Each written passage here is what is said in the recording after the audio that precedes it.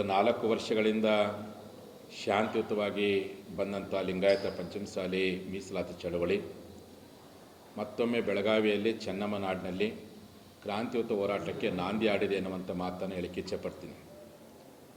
ನಾವು ಬಸವಣ್ಣವರಂತೆ ಶಾಂತಿಯಿಂದ ಗೋಮಾತೆಯಂತೆ ಜಗತ್ತಿಗೆ ಶಾಂತಿಯ ಬೋಧನೆ ಮಾಡಿರ್ತಕ್ಕಂಥ ಸಮಾಜ.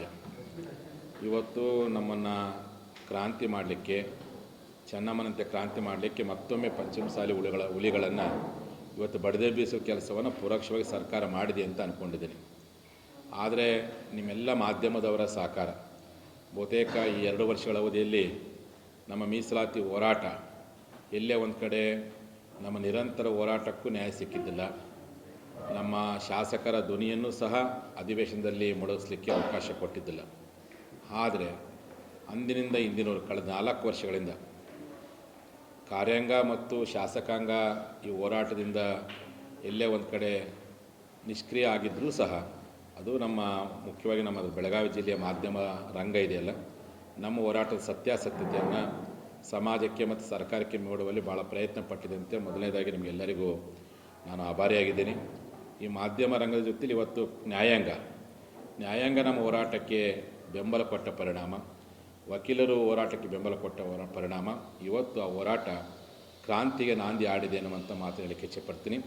ಹಾಗಾಗಿ ಇನ್ಮೇಲೆ ನಮ್ಮ ಪಂಚಮಸಾಲಿ ಮೀಸಲಾತಿ ಹೋರಾಟವನ್ನು ಲಿಂಗಾಯತ ಪಂಚಮಸಾಲಿ ಮೀಸಲಾತಿಯ ಕ್ರಾಂತಿ ಹೋರಾಟ ಎನ್ನುವಂಥ ಹೆಸರಿನಿಂದ ನಾವು ಕರಲಿಕ್ಕೆ ಘೋಷಣೆ ಮಾಡಲಿಕ್ಕೆ ಇಷ್ಟಪಡ್ತೀನಿ.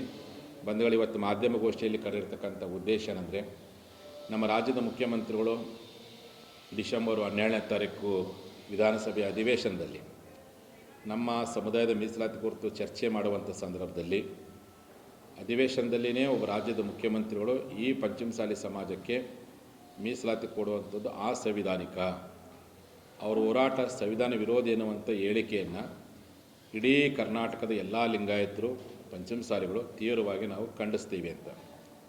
ಕಾರಣ, ನಾವೆಲ್ಲರೂ ಬಸವಣ್ಣವರ ಅನುಯಾಯಿಗಳು, ಅಂಬೇಡ್ಕರ್ ತತ್ವ ಸಿದ್ಧಾಂತಗಳನ್ನು ಪರಿಪಾಲನೆ ಮಾಡಿರ್ತಕ್ಕಂಥವ್ರು, ಈ ದೇಶದ ಕಾನೂನನ್ನು ಗೌರವಿಸಿರ್ತಕ್ಕಂಥವ್ರು, ಈ ದೇಶದ ರಾಷ್ಟ್ರೀಯತೆಗೆ ತನು ಮನ ಧನವನ್ನು ಕೊಟ್ಟು ತ್ಯಾಗ ಮಾಡಿರ್ತಕ್ಕಂಥ ಸಮಾಜ. ಬಾಬಾ ಸಾಹೇಬ್ ಅಂಬೇಡ್ಕರ್ ಅವರಿಗೆ ಎಲ್ಲ ರೀತಿಯಾಗಿರ್ತಕ್ಕಂಥ ಅವರ ಬದುಕಿನ ಎತ್ತರದ ಬೆಳವಣಿಗೆಯಲ್ಲಿ ನಮ್ಮ ಜನಾಂಗದ ಶಿಕ್ಷಣ ಮತ್ತು ಕಾನೂನು ಮಂತ್ರಿ ಇರ್ತಕ್ಕಂಥ ಸಿದ್ದಪ್ಪ ಕಂಬಳಿ ಅವರನ್ನು ಈ ಸಂದರ್ಭದಲ್ಲಿ ನೆನಪಾಡಲಿಕ್ಕೆ ಇಚ್ಛೆಪಡ್ತೀನಿ. ಅಂಬೇಡ್ಕರ್ ಅವರು ಸಹ ಸಿದ್ದಪ್ಪ ಕಂಬಳಿ ಅವರು ಚುನಾವಣೆ ನಿಂತಾಗ ಅವರ ಪರವಾಗಿ ಬಂದು ಹುಬ್ಬಳ್ಳಿಯಲ್ಲಿ ಬಹುಮತದಿಂದ ಆರಿಸುವ ಪ್ರಯತ್ನ. ಹೀಗಾಗಿ ಅಂಬೇಡ್ಕರ್ ಬಗ್ಗೆ ನನಗೆ ಭಾಳ ಅಕಾವಾರ ಗೌರವಿದೆ. ಅವ್ರು ಕೊಟ್ಟಂಥ ಸಂವಿಧಾನದಂತೆ ಬದುಕಿರ್ತಕ್ಕಂಥ ಸಮಾಜ. ಲಿಂಗಾಯತರು ಸಂವಿಧಾನ ನಾವು ಪೂರ್ತಿಯಾಗಿ ಓದದೇ ಇರ್ಬೋದು, ಆದರೆ ಈ ದೇಶದಲ್ಲಿ ಸಂವಿಧಾನದಂತೆ ಪ್ರಾಮಾಣಿಕವಾಗಿರ್ತಕ್ಕಂಥ ಬದುಕಿರ್ತಕ್ಕಂಥ ಸಮಾಜ ಅದು ನಮ್ಮ ಸಮಾಜ, ನಮ್ಮ ಲಿಂಗಾಯತ ಸಮಾಜ, ನಮ್ಮ ಪಂಚಮಸಾಲಿ ಸಮಾಜ ಅಂತೇಳಿ ಭಾಳ ಹೆಮ್ಮೆಯಿಂದ ಹೇಳಿಕೆ ಇಚ್ಛೆಪಡ್ತೀನಿ.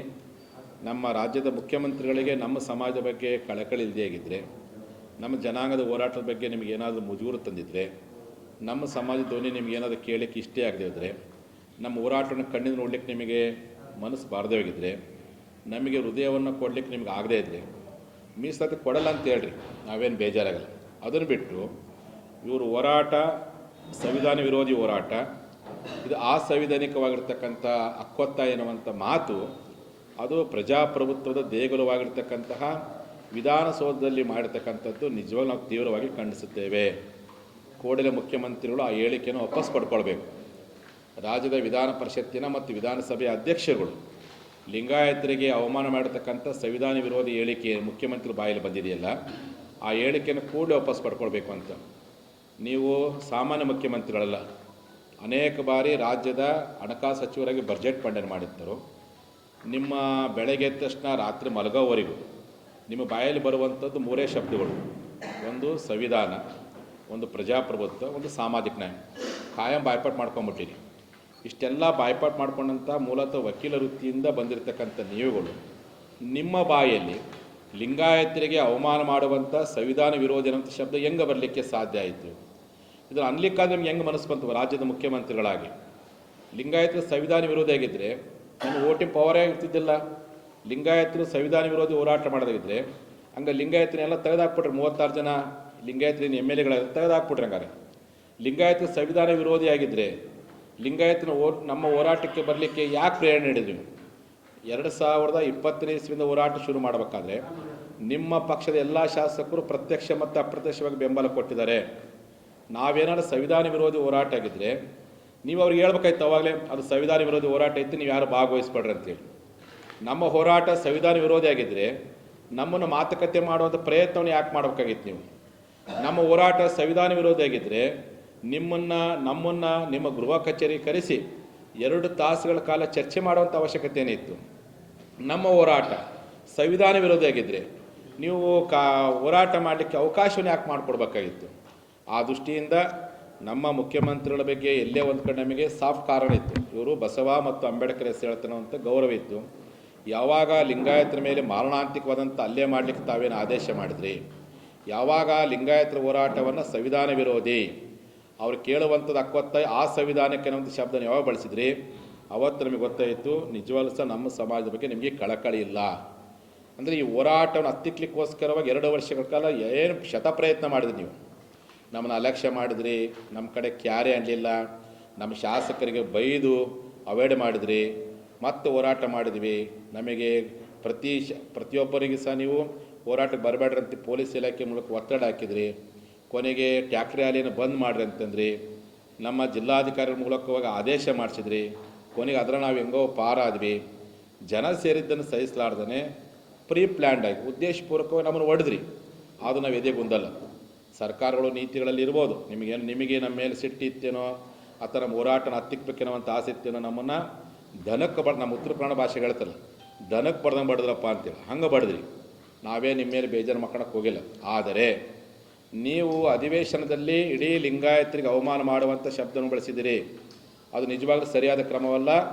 ಮತ್ತು ನೀವು ನಮ್ಮ ಹೋರಾಟ ಸಂವಿಧಾನ ವಿರೋಧಿಯಾಗಿದ್ದರೆ ನಮ್ಮ ಹೋರಾಟದ ವೇದಿಕೆ ಲಕ್ಷ್ಮೀ ಹೆಬ್ಬಾಳ್ಕರ್ ಬಂದಿದ್ದರು, ನಮ್ಮ ಹೋರಾಟದ ವೇದಿಕೆಗೆ ಚಂದ್ರರಾಜ ಹಟ್ಟಿಹೊಳೆಯವರು ಬಂದಿದ್ದರು, ನಮ್ಮ ಹೋರಾಟದ ವೇದಿಕೆ ಕಿತ್ತೂರು ಶಾಸಕ ಬಾಬಾ ಸಾಹೇಬ್ ಪಾಟೀಲ್ ಬಂದಿದ್ದರು, ನಮ್ಮ ಹೋರಾಟದ ವೇದಿಕೆಗೆ ಕಾಗವಾಡದ ರಾಜೀವ್ ಕಾಗೇರಿ ಬಂದಿದ್ದರು.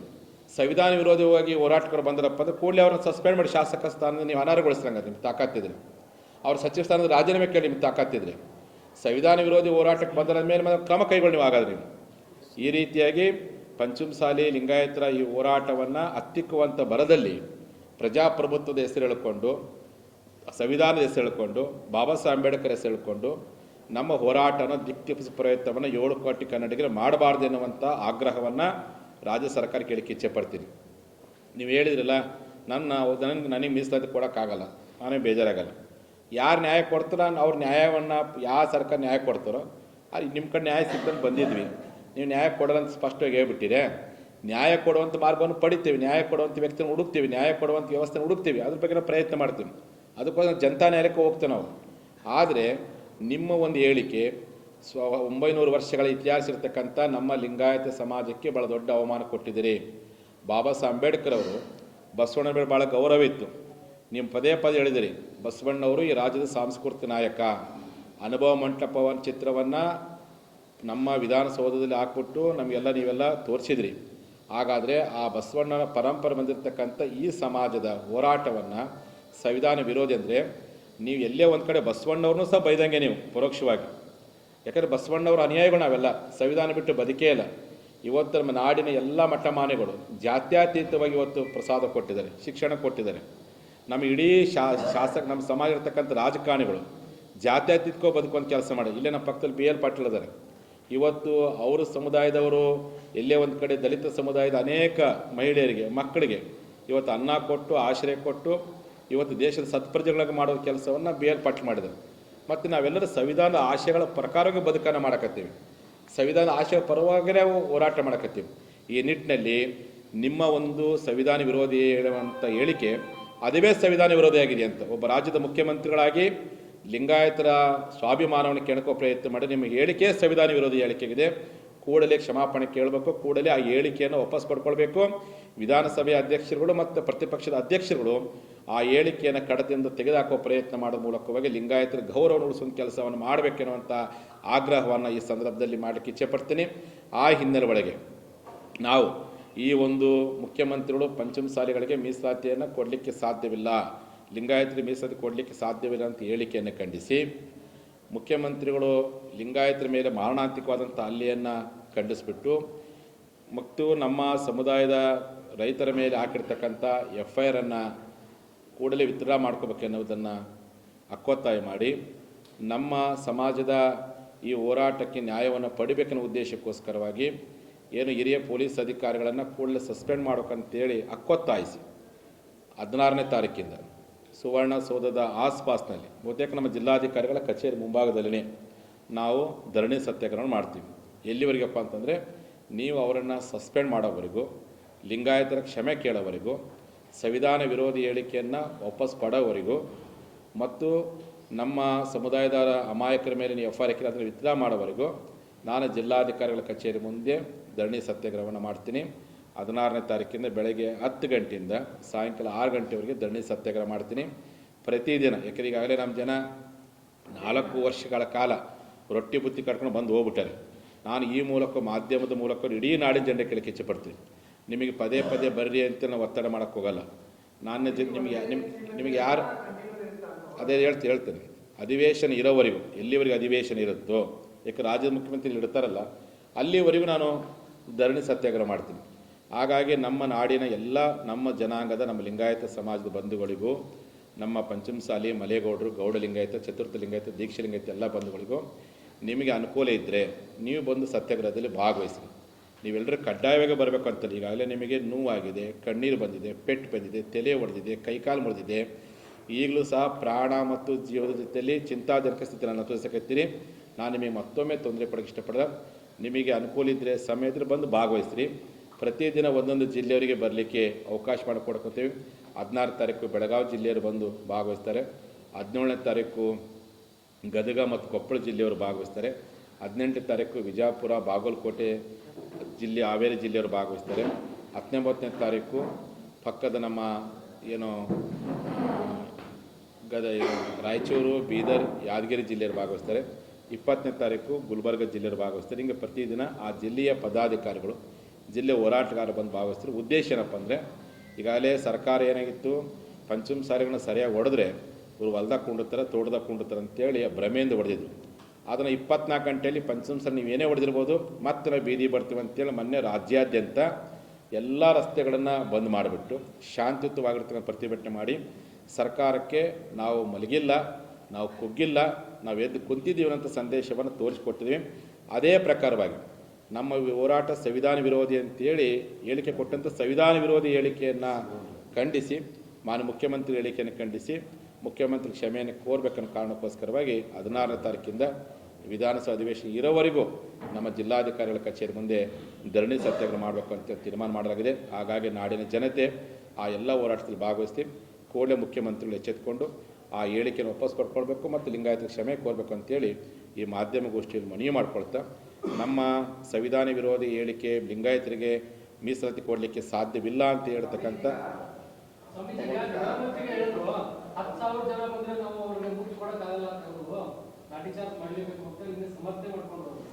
ಜಿ ಪರಮೇಶ್ವರ್ ಅವ್ರಿಗೆ ಹೇಳಿಕೆ ಇಚ್ಛೆ ಪಡ್ತೀನಿ.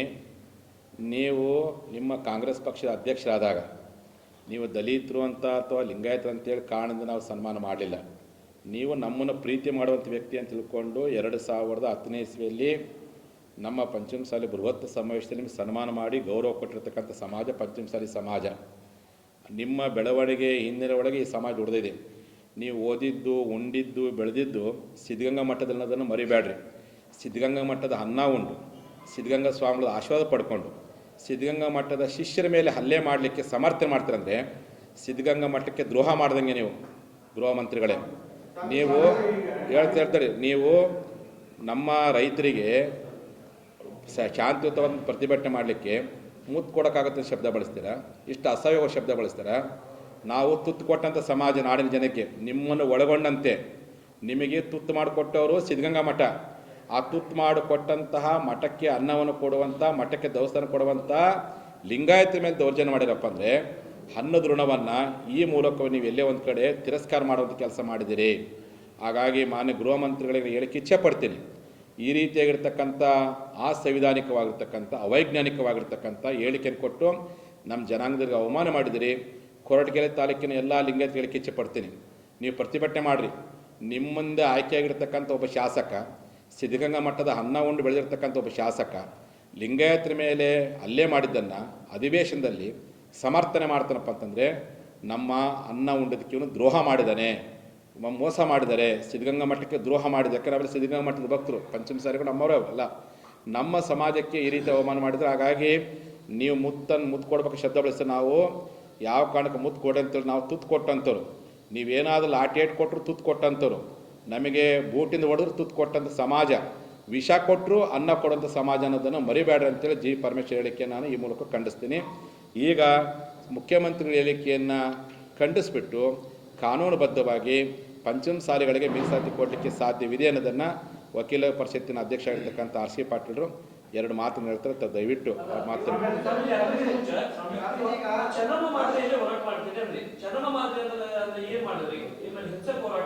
ನಾವು ನೋಡ್ರಿ, ಇದುವರೆಗೂ ನಾವು ಬಸವಣ್ಣನವರ ಶಾಂತಿಯಂತೆ ಗೋಮಾತೆಯಂತೆ ನಾವೆಲ್ಲ ಶಾಂತಿ ಹೋರಾಟ ಮಾಡಿದ್ವಿ. ಇನ್ನು ಮೇಲೆ ಚೆನ್ನಮ್ಮನ ಸ್ವಾಭಿಮಾನದ ಹೋರಾಟ, ಕ್ರಾಂತಿಯುತ ಹೋರಾಟ ಹಿಂಸೆ ಹೋರಾಟ ಅಲ್ಲ, ಶಾಂತಿಗಾಗಿ ಕ್ರಾಂತಿ ಮೂಲಕವಾಗಿ ಜನರನ್ನು ಜಾಗೃತಿ ಮಾಡಿ ಹೋರಾಟವನ್ನು ಮುಂದುವರಿಸ್ತೇವೆ. ಪ್ರತಿ ಹಳ್ಳಿಗೆ ಹೋಗ್ತೇವೆ. ಕರ್ನಾಟಕದಲ್ಲಿರ್ತಕ್ಕಂಥ ಸುಮಾರು ಪಂಚಮಸಾಲಿಗಳು ವಾಸ ಮಾಡುವಂಥ 20,000 ಹಳ್ಳಿಗಳಿಗೆ ಭೇಟಿ ಕೊಡ್ತೇನೆ. ಎಲ್ಲಿವರೆಗೆ ಭೇಟಿ ಕೊಡ್ತೇನೆ ಅದು ಇವತ್ತು ಪ್ರಕಟ ಮಾಡೋದಿಲ್ಲ, ನಾಳೆ ಅಧಿವೇಶನ, ನಾಳೆ ಸತ್ಯಾಗ್ರಹ ಕುಂಡಿರ್ತಾನಲ್ಲ, ಸತ್ಯಾಗ್ರಹ ಕೊನೆ ದಿನದಲ್ಲಿ ಯಾವ ಜಿಲ್ಲೆಗೆ, ಯಾವ ಹಳ್ಳಿಗೆ, ಯಾವ ಟೈಮಿಗೆ ಭೇಟಿ ಕೊಡ್ತೇನೆ, ಎಷ್ಟು ದಿನ ಭೇಟಿ ಕೊಡ್ತೇನೆ, ಎಲ್ಲಿವರೆಗೆ ಭೇಟಿ ಕೊಡ್ತೀನಿ, ಭೇಟಿ ಕೊಟ್ಟ ಮೇಲೆ ನನ್ನ ಅಂತಿಮ ನಿರ್ಧಾರವನ್ನು ಏನು ಪ್ರಕಟಗೊಳಿಸ್ತಾನೆ ಅಂತೇಳಿ ನಾಳೆ ಸತ್ಯಾಗ್ರಹದ ಕೊನೆ ದಿನದಲ್ಲಿ ಇಡೀ ರಾಜ್ಯದ ಜನತೆ ನಾನು ಘೋಷಣೆ ಮಾಡ್ತೀನಿ. ರಾಜಕೀಯ ಪುಡಾರಿ ರೀತಿ ವರ್ತನೆ ಮಾಡ್ತಿದ್ದಾರೆ ಮತ್ತು ನಮ್ಮ ಅನ್ನದ ತಟ್ಟೆಕಾಯಿ ಹಾಕಿದ್ರೆ ಅವ್ರ ಕೈಯನ್ನು ಕತ್ತರಿಸ್ತೀವಿ ಅಂತ ಹೇಳಿ ಏನು ಹಿಂದುಳಿದ ವರ್ಗದ ಜಾಗೃತ ವೇದಿಕೆ ಅಧ್ಯಕ್ಷ ಏನು ಶಿವರಾಮ್ ಅವರು ಹೇಳಿಕೆ ಕೊಟ್ಟಿದ್ದಾರೆ. ನೋಡ್ರಿ, ಅವ್ರು ಏನು ಸುಡುಗಾಡು ಹೇಳಿಕೆ ಕೊಡ್ರಿ, ಅವ್ರ ವೈಯಕ್ತಿಕ ಹೇಳಿಕೆ. ನಿಮಗಂತ ಶಬ್ದ ಬಳಸಕ್ಕೆ ನಿಮಗೆ 10 ಪಟ್ಟು ಶಬ್ದ ಬಳಸೋ ಶಕ್ತಿ ಪಂಚಮಸಾಲಿಗಿದೆ. ಆದರೆ ಪಂಚಮಸಾಲಿ ಯಾವತ್ತೂ ಆ ರೀತಿಯಾಗಿರ್ತಕ್ಕಂಥ ಅಸಂಬದ್ಧವಾದಂಥ ಶಬ್ದ ಬಳಸುವಂಥ ನಾವಲ್ಲ. ನೀವೇನಾದರೂ ಆ ರೀತಿ ಹಿಂಸಾತ್ಮಕವಾದಂಥ ಹೇಳಿಕೆಯನ್ನು ಕೊಟ್ಟರಪ್ಪ ಅಂದರೆ ನಾವು ಅಹಿಂಸಾತ್ಮಕವಾದಂಥ ಹೇಳಿಕೆ ಕೊಡ್ತೀವಿ. ನೀವೇನಾದ್ರು ಹಿಂಸಾತ್ಮಕವಾದಂಥ ಚಟುವಟಿಕೆ ಮಾಡಿದ್ರೆ ಅಹಿಂಸಾತ್ಮಕವಾದ ನಿಮ್ಮ ಮನಸ್ಸನ್ನು ಗೆಲ್ಲುವ ಪ್ರಯತ್ನ ನಮ್ಮದಿದೆ. ನಿಮಗೆ ಸ್ವಭಾವ, ನಿಮ್ಮ ಹುಟ್ಟುಗುಣ ಹಿಂಸಾತ್ಮಕವಾಗಿ ಹೇಳಿಕೆ ಕೊಡೋದು, ಹಿಂಸಾತ್ಮಕವಾಗಿ ಪ್ರಚೋದನೆ ಮಾಡೋದು, ಪ್ರವೋಕ್ ಮಾಡೋದು, ಈ ಲಿಂಗಾಯತರನ್ನು ಸದೆ ಬಡಿಯುವಂಥ ಹೇಳಿಕೆ ಕೊಡುವಂಥದ್ದು ನಿಮ್ಮದು. ಅದು ನಾ ಮಾತ್ರ ಕೊಡಲ್ಲ. ಅಂಬೇಡ್ಕರ್ ಸವಿದಂಥ ಹಕ್ಕನ್ನು ಕೇಳ್ತೀವಿ. ನಿಮಗೆ ಇಷ್ಟ ಆದ್ರೆ ಬಿಡ್ರಿ, ನಿಮ್ಗೆ ಯಾರು ಬೇಡ ಅಂತಾರೆ. ಅವ್ರೇನು 1000 ಹೇಳ್ಕೊಳ್ರಿ, ಮಾಧ್ಯಮದಲ್ಲಿ ಗೊತ್ತಿದೆ ಏನಂತೇಳಿ. ಒಳಗಿರ್ತಕ್ಕಂಥ ಶಾಸಕರು ಬೆಳೆ ಪಡ್ಕೊಂಡ್ರೆ ಅವ್ರಿಗೆ ಹೇಳ್ರಿ, ನಿಮ್ಮಂಥ ನೀಚರು ಹೇಳಿದಾರೆ, ನಿಮ್ಮ ನೀಚರು ಪಡ್ಕೊಂಡು. ಆದರೆ ಏನು ಹೇಳಿಕೆ ಕೊಟ್ಟಲ್ಲಿ ಇವರು ಆ ಹೇಳಿಕೆ ಕೊಡುವಂಥ ನೀಚರುಗಳು ಬೇಕಾದ್ರೆ ಪಡ್ಕೊಂಡಿರ್ಬೋದು. ಆದರೆ ಪಂಚಮಸಾಲಿಗಳು ಪ್ರಾಮಾಣಿಕ ಹೋರಾಟ ಮಾಡಕತ್ತಿ. ಈಗಿಂದ ಹೋರಾಟ ಅಲ್ಲ, ನಮ್ಮ ಮುಖ್ಯಮಂತ್ರಿ ಸಿದ್ದರಾಮಯ್ಯ ಅಧಿಕಾರಕ್ಕೆ ಬಂದಮೇಲೆ ಹೋರಾಟ ಅಲ್ಲ. ಹಿಂದೆ ಜಗದೀಶ್ ಶೆಟ್ಟರ್ ಹೋರಾಟ ಮಾಡೇವಿ, ಯಡಿಯೂರಪ್ಪರಿದ್ದ ಹೋರಾಟ ಮಾಡೇವಿ, ಬೊಮ್ಮಾಯಿರದ್ದು ಹೋರಾಟ ಮಾಡೇವಿ, ಸಿದ್ದರಾಮಯ್ಯ ಸಾಹೇಬ್ರಿದ್ದಾಗ ಹೋರಾಟ ಮಾಡಕತ್ತಿ. ಮುಂದೆ ಯಾರು ಮುಖ್ಯಮಂತ್ರಿ ಬರ್ತಾರೋ ಅವಾಗ ಹೋರಾಟ ಮಾಡ್ತೀವಿ. ಆದರೆ ಈ ರೀತಿಯಾಗಿರ್ತಕ್ಕಂಥ ಪಂಚಮಸಾಲಿಗಳನ್ನು ಬೆದರಿಸುವಂಥ ಪ್ರಯತ್ನವನ್ನು ಯಾರಾದರೂ ಮಾಡಿದರೆ ನಾವು ಅದು ಶಾಂತಿಯಿಂದ ಹೋರಾಟ, ಅವರಂಗೆ ನಾವು ಉಗ್ರ ಹೋರಾಟ ಪಡಲ್ಲ. ಅವರೇನು ನೀಚ ವೃತ್ತಿ ಹೇಳಿಕೆ ಕೊಟ್ಟರಲ್ಲ. ನಮ್ಮ ಜನಾಂಗಕ್ಕೆ ಬಸವಣ್ಣ ಒಳ್ಳೆ ಸಂಸ್ಕಾರ ಕೊಟ್ಟಾನೆ. ಎಲವೋ ಎಂದಡೆ ಸ್ವರ್ಗ, ಅಯ್ಯೋ ಎಂದಡೆ ನರಕ ಅಂತ ಬಸವಣ್ಣ. ಎಲವೋ ಎಂದಡೆ ನರಕ, ಅಯ್ಯೋ ಎಂದರೆ ಸ್ವರ್ಗ ಅಂತ ಹೇಳ್ತಕ್ಕಂಥವ್ರು. ನಿಮ್ಮಂಗೆ ನೀಚ ರೀತಿಯ ಮಾತುಗಳನ್ನು, ನೀಚ ಶಬ್ದದ ಮಾತುಗಳನ್ನು, ಕಾನೂನು ಬಾಹಿರ ಮಾತುಗಳನ್ನು ಹೇಳ್ಕೊಟ್ಟಾಡಿಲ್ಲ. ಅವ್ರು ಏನು ಕಾನೂನು ಬಾಹಿರ ಕೇಳಿಕೆ ಕೊಡ್ತಾ ಕೊಡಲಿ, ಅವ್ರ ಮೇಲೆ ಕಾನೂನು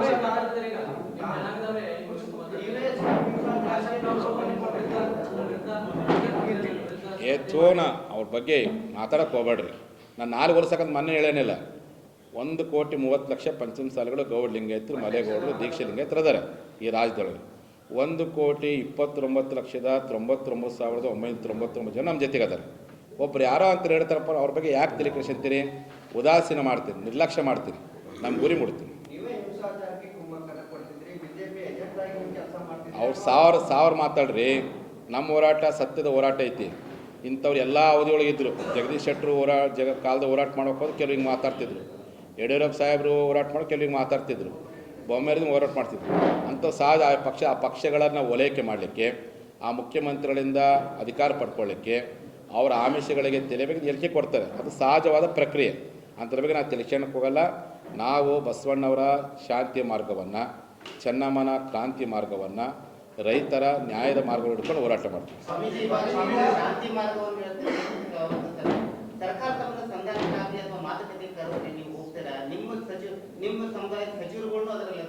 ನೋಡ್ರಿ, ಮುಖ್ಯಮಂತ್ರಿಗಳು ಬೇಕಾದರೆ ನಾವಿದ್ದ ವೇದಿಕೆಯಲ್ಲಿ ಬಂದು ಮಾತುಕತೆ ಮಾಡಲಿ, ನಾನ್ಯಾಕೆ ಹೋಗಲಿ. ಈಗ ಅಲ್ಲಿ ಎಂಥ ಅವಮಾನ ಮಾತು ಹೇಳಿದ್ರೆ ಅದು ಲಿಂಗಾಯತರಿಗೆ ಮೀಸಲಾತಿ ಕೊಡೋಕ್ಕಾಗಲ್ಲ, ಸಂವಿಧಾನ ವಿರೋಧಿ, ಆ ಸಂವಿಧಾನ ಹಿಂಗೆ ಅಂದಮೇಲೆ ಮತ್ತು ಅವ್ರ ಜೊತೆ ಸಂಧಾನ ಹೋಗ್ತಾರಪ್ಪ ಅಂತಂದರೆ ನಮಗೆ ನಾವೇ ಆಗೋರು ಕೊಟ್ಟಂಗೆ ಅವರಿಗಿಂತ ಪವರ್ ಮಾಡ್ತೇವೆ. ನಿರಂತರ ಹೋರಾಟ ಇವ್ರು ನಮಗೆ ನ್ಯಾಯ ಕೊಡೋದು ಸ್ಪಷ್ಟವಾಗಿ ಹೇಳ್ಬಿಟ್ಟಾರಲ್ಲ. ನ್ಯಾಯ ಕೊಡುವಂಥ ಮಾರ್ಗ ಹುಡುಕ್ತೇವೆ, ವಕೀಲರದಾರೆ, ಕಾನೂನು ಐತಿ. ಈ ಎಲ್ಲರಿಗಿಂತ ಕಾನೂನು ಭಾಳ ದೊಡ್ಡದು ಈ ದೇಶದಲ್ಲಿ, ಸಂವಿಧಾನ ಭಾಳ ದೊಡ್ಡದು. ಕಾನೂನು ಪ್ರಕಾರ ಹೆಂಗೆ ಹೋರಾಟ ಮಾಡ್ಬೇಕು ನಮ್ಮ ಹಿರಿಯರ ಮುಖ ಕೇಳ್ತೀನಿ, ಜನತಾ ನ್ಯಾಯಾಲಯಕ್ಕೆ ಹೋಗ್ತೀನಿ, ಜನರ ಅಭಿಪ್ರಾಯ ಕೇಳ್ತೀನಿ, ಕೇಳಿಬಿಟ್ಟು ಮುಂದೆ ಏನು ಮಾಡ್ಬೇಕಂತ ಅಂತಿಮ ನಿರ್ಧಾರ ಪ್ರಕಟಗೊಳಿಸ್ತೀನಿ.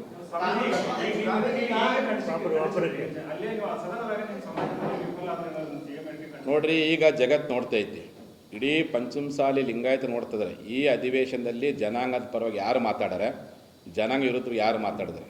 ಜನಾಂಗ ವಿರುದ್ಧ ಮಾತಾಡಿದಂಥವ್ರನ್ನ ಜನ ತಮ್ಮ ಹೃದಯದಿಂದ ತಿರಸ್ಕಾರ ಮಾಡಿದ್ದಾರೆ. ಜನಾಂಗದ ಪರವಾಗಿ ಮಾತಾಡಿದಂಥವ್ರು ಜನ ತಮ್ಮ ತಲೆ ಮೇಲೆ ಕೂತ್ಕೊತಾರೆ. ಜನರು ಬಿಟ್ಟಿದ್ದಾರೆ ವಿಚಾರ. ಅವ್ರು ಹೇಳೋದು ಅವ್ರ ಕರ್ತವ್ಯ ಹೇಳ್ಕೊಳ್ರಿ. ನಮಗೆ ಕಾನೂನು ಮಾರ್ಗ ಐತಿ. ಮರಾಠ ಸಮಾಜಕ್ಕೂ ಇದೇ ರೀತಿ ಹೇಳಿದರು, ಗೆದ್ರಲ್ಲ ಅವರು. ನನಗೆ ವಿಶ್ವಾಸ ಐತಿ ಕಾನೂನು ಬಗ್ಗೆ, ಸಂವಿಧಾನ ಬಗ್ಗೆ, ಹೋರಾಟದ ಬಗ್ಗೆ. ಇವ್ರು ನ್ಯಾಯ ಕೊಡೋಪ್ಪ, ಮತ್ತೊಂದು ಕಡೆ ಹೋಗ್ತೀನಿ ನ್ಯಾಯ ಕೇಳೋದು.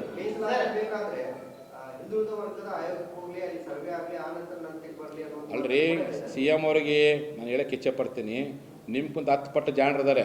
ನೀವು ಈಗ ಹೇಳಕತ್ತೀರಿ, ಆ ನಿಮ್ಗಿಂತ 10 ಪಟ್ಟು ಜಾಣರು ನಮ್ಮ ಸಮಾಜದಲ್ಲಿ. ಅದಕ್ಕೆ ಸಂವಿಧಾನಕ್ಕೆ ಗೌರವ ಕೊಡ್ಬೇಕು ಕಾರಣಕ್ಕೆ ಬೇರೆಯವರಿಗೆ ಕದ್ದು ಮುಚ್ಚಿ ಕೊಡಬೇಡ್ರಿ, ಬೇರೆಯವರಿಗೆ ಇಂಪ್ಲೇಸ್ ಮುಖಾಂತರ ಮೀಸಲು ಕೊಡಬೇಡ್ರಿ. ಅದಕ್ಕೋಸ್ಕರ 2 ವರ್ಷಗಳ ಕಾಲ ಶಾಶ್ವತ ಹಿಂದುಳಿದ ಆಯೋಗದಲ್ಲಿ ವಕಾಲತ್ತು ಹಾಕಿ ವಿಚಾರಣೆ ಮಾಡಿ ಇಡೀ ಕರ್ನಾಟಕ 18 ಜಿಲ್ಲೆ ನಮ್ಮ ಪರವಾಗಿ ರಿಪೋರ್ಟ್ ಬಂದು ಅದರ ಆಧಾರ ಮೇಲೆ ನ್ಯಾಯ ಕೇಳಕತ್ತೀವಿ.